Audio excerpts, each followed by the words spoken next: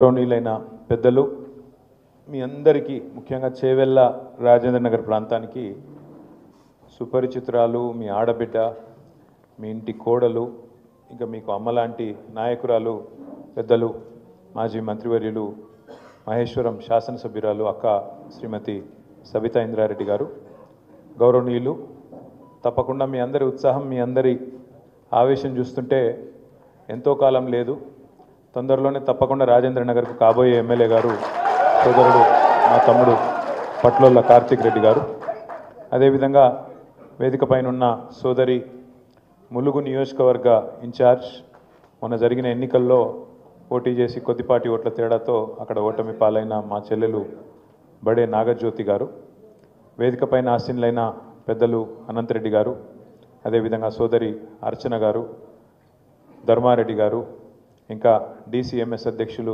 కృష్ణారెడ్డి గారు చందా గారు ఈరోజు పార్టీలోకి విచ్చేస్తున్న గౌరవనీయులైన శ్రీరామ్ రెడ్డి గారు నరోత్తం రెడ్డి గారు వారి వెంబడ విచ్చేసిన మరి సోదరులందరూ ఈరోజు ఈస్టర్ పండుగ సండే జనరల్గా సండే అంటే హైదరాబాద్లో అన్ని బంద్ ఉంటాయి కానీ మరి సండే కూడా ప్రత్యేకంగా ఇక్కడికి విచ్చేసిన మీ అందరికీ హృదయపూర్వకంగా నమస్కారాలు తెలియజేస్తూ ఈస్టర్ పండుగ సందర్భంగా ఈరోజు పండుగ జరుపుకుంటున్న క్రైస్తవ సోదరులందరికీ కూడా పేరు పేరున హృదయపూర్వకంగా వారికి కూడా శుభాకాంక్షలు తెలియజేస్తూ అక్కగారు చాలా సింపుల్గా క్లుప్తంగా చాలా అద్భుతంగా ఒక విషయం చెప్పినారు.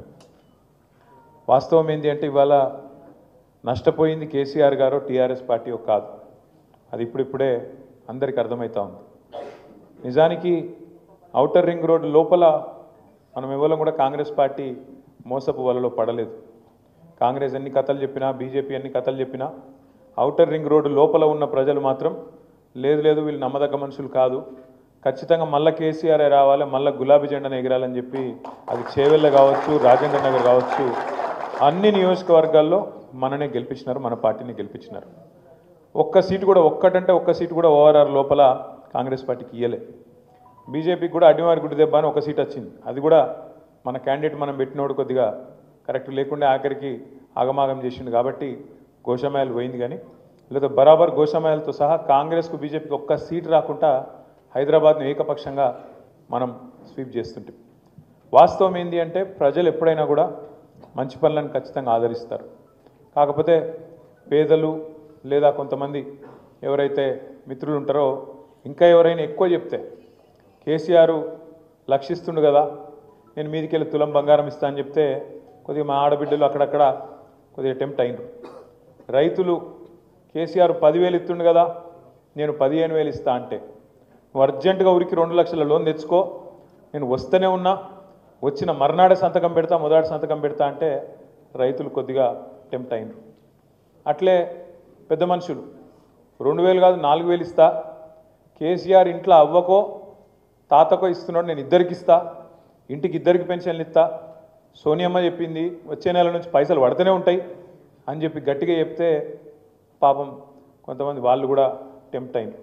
అట్లాగే నేను రాగానే మొదటి సంవత్సరంలోనే 2 లక్షల ఉద్యోగాలు నింపుతా అని చెప్పగానే రాహుల్ గాంధీ వచ్చి అశోక్ నగర్ ఛాయ్ హోటల్ కాడ కూర్చొని ఛాయ్ దాక్కుంటా పోజులు కొట్టుకుంటా చెప్పగానే మనం ఇచ్చిన 1,60,000 ఉద్యోగాలు మర్చిపోయారు, ఆయన మొదటి సంవత్సరమే 2 లక్షల ఉద్యోగాలు ఇస్తారట అని చెప్పి పిల్లలు కూడా కొంత టెంప్ట్ అయిన. ఇట్లా ఇన్ని రకాలుగా 1-2 కాదు 420 వాగ్దానాలు చేసి 420 అంటే మోసం అంటలేను నేను, నిజంగానే 420 వాగ్దానాలు చేసిరు.